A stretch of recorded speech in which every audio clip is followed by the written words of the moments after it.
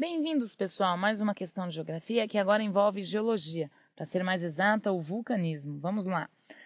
O vulcanismo é um dos processos da dinâmica terrestre que sempre encantou e amedrontou a humanidade, existindo diversos registros históricos referentes a esse processo. Sabe-se que as atividades vulcânicas trazem novos materiais para os locais próximos à superfície terrestre. A respeito, pode-se afirmar corretamente que o vulcanismo. Bom, pessoal, o vulcanismo decorre de atividades no interior da Terra, quando há liberação de material do manto para a superfície. Vamos averiguar qual seria a alternativa mais coerente. Alternativa A. É um dos poucos processos de liberação de energia interna que continuará ocorrendo indefinidamente na história evolutiva da Terra? Indefinidamente não, pessoal. Por quê? Porque o vulcão ele entra em erupção e a sua atividade cessa quando a pressão interna diminui, tá? Alternativa B. É um fenômeno tipicamente terrestre, sem paralelo em outros planetas pelo que se conhece atualmente. Não posso afirmar com certeza que isso não exista em outros planetas, ok? Então, também, alternativa B não é coerente. Alternativa C. Traz para a atmosfera materiais no estado líquido e gasoso, tendo em vista originarem-se de todas as camadas internas da Terra? Não são de todas, são apenas do manto. Daqui a pouco a gente vai averiguar melhor sobre o assunto. Alternativa D.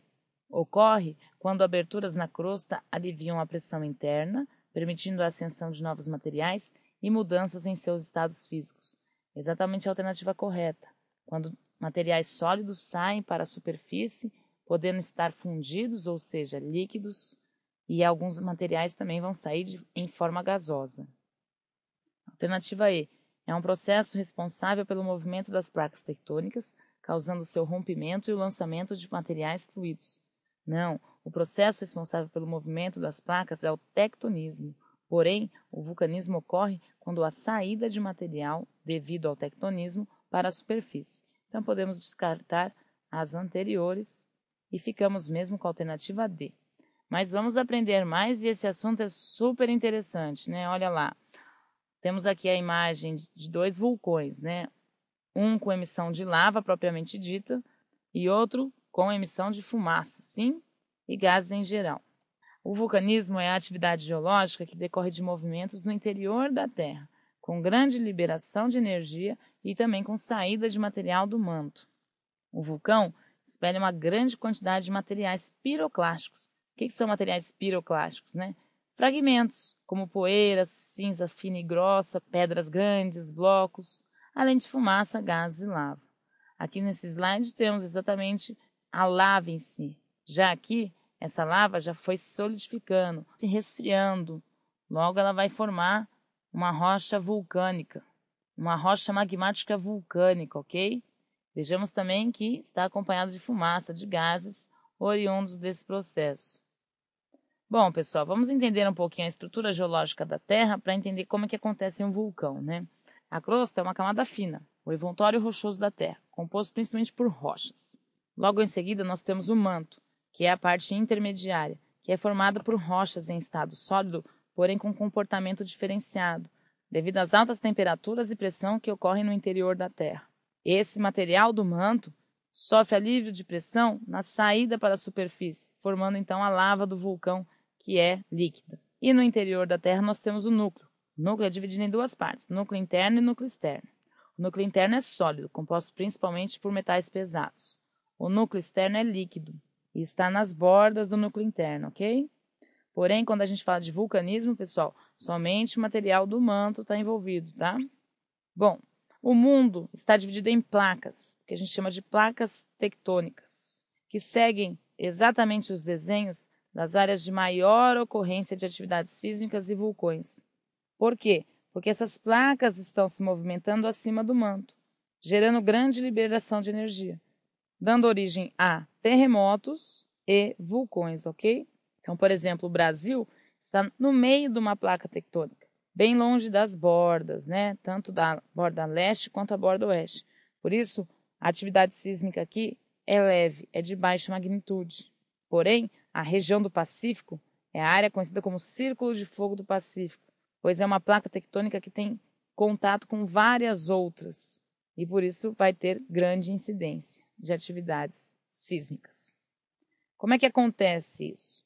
Basicamente, a litosfera, que é a nossa crosta terrestre, então está se movimentando acima do manto, ok? Nós temos áreas onde você tem encontro de placas, que é o que a gente chama de convergente. Esta placa está indo sentido oeste e essa leste. Nós temos o encontro de placas. Como dois corpos não ocupam o mesmo espaço ao mesmo tempo, essa placa tende a entrar em contato com o interior da Terra e a outra se soergueu sobre essa, formando, por exemplo, ilhas vulcânicas.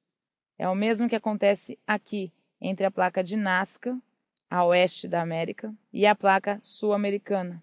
Logo, a placa oceânica, mais uma vez, foi para baixo, em contato com a camada interior, e a placa continental soergueu, formando aqui a Cordilheira dos Andes, ok? Aonde há limites divergentes de placa, uma placa vai para um lado e a outra vai para o outro. Se nós temos lugares que estão encontrando, nós temos lugares que estão se separando, que é o que a gente chama de limite divergente. Neste momento, a saída de material do manto para a superfície terrestre, podendo originar vulcões e ilhas vulcânicas. Um exemplo disso é a própria Islândia. Nós temos a formação de uma cordilheira no meio do Oceano Atlântico, como podemos ver nesta imagem, na divisa da placa. A placa sul-americana está indo sentido oeste e a placa africana está indo sentido leste. Então, com a saída de material do interior da Terra, ao longo de milhares de anos, o que está se formando aqui é uma cordilheira oceânica, meso-oceânica. Sim, meso quer dizer meio. A ponta dessa cordilheira já é a ilha vulcânica de Islândia, que se encontra no extremo norte, certo? Muito bem. E ainda podemos ter limites transformantes ou transcorrentes, que é quando uma placa segue para o norte e a outra para o sul.